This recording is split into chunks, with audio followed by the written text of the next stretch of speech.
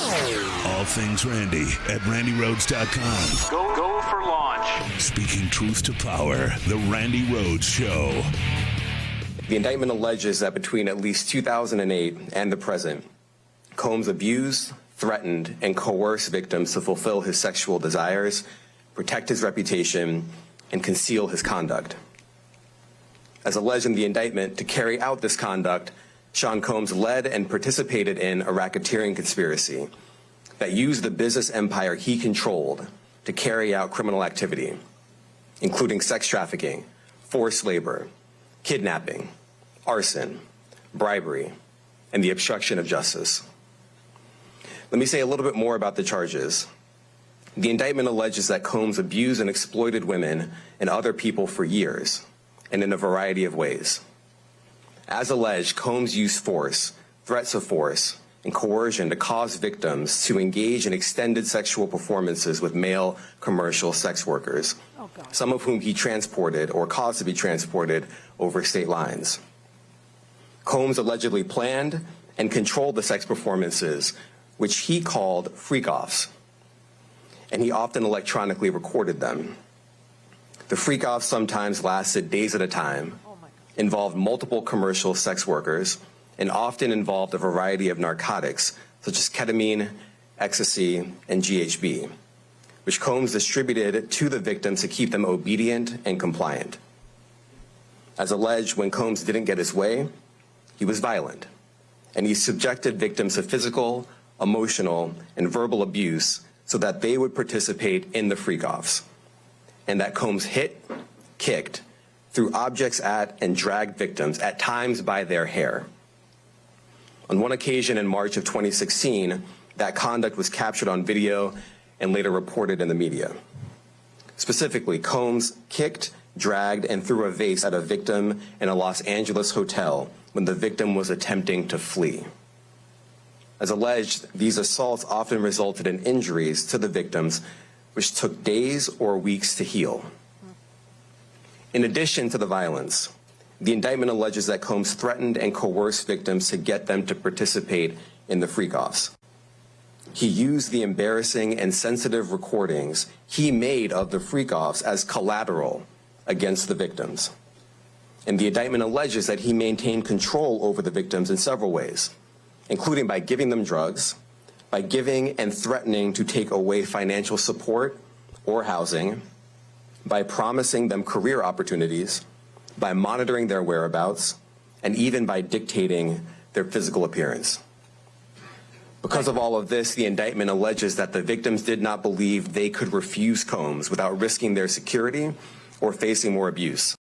And, you know, this is what happens when damaged people get an extraordinary amount of power and money. And it keeps on, you know, every time you look at like Harvey Weinstein and Epstein, you look at Sean Puffy Combs, you look at Trump, you look at J.D. Vance, you know, they literally are damaged human beings, damaged men specifically, who want to control, especially women. Need to control them, need to, feel that they're lording their power in, an abusive, sort of a way so that people will fear them. People will, be afraid to, mouth off to them or to show them, for the damaged human being that they are.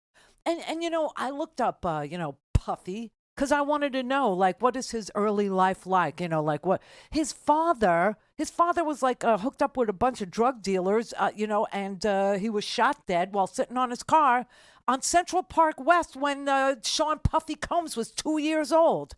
J.D. Vance's father, where was his father? His father, like, disappeared. Okay? Nobody knows what happened. All we know is J.D. Vance's parents got divorced when he was a toddler, and then his mom had a drug problem, and so he was raised by his mama and papa. Mostly mama. Well, what happened to his father? Same thing with Donald Trump. Donald Trump's father was cruel by everybody's description of him, okay? He was a cruel man. He played with he had another son who was also, an alcoholic who died. And nothing about, his mother, protecting them or intervening on their behalf. No, she was like completely, This is the problem. This is where the violence comes from. It is. It comes from men who are trying to control women. That's what all this misogyny is about, and that's what Donald Trump is, all about. That is the nature of his soul. That is the nature of his being. That is J.D. Vance. That is who he is too, and that is why he's such a chameleon. He went wherever the power was so that he could use it to control other people's lives in a big way. You look at what's going on in Springfield, okay? It's so grotesque that you have a entire community that have thrown in together, okay? People who were born and raised in Springfield, people who go back generations to Springfield, and people who are new to Springfield, who have been there, 3 to 5 years, right? And who have gone and taken some of the jobs that they could not fill in Springfield to help revitalize a decades-old, a ruined town, a town that was in, and you would think that this was exactly the kind of manufacturing town, exactly the kind of forgotten man town, exactly the kind of a beleaguered Midwestern Ohio town that J.D. Vance, waxed poetic about in Hillbilly Elegy. You would think that these were the people that they were advocating for. And instead, they're destroying their community.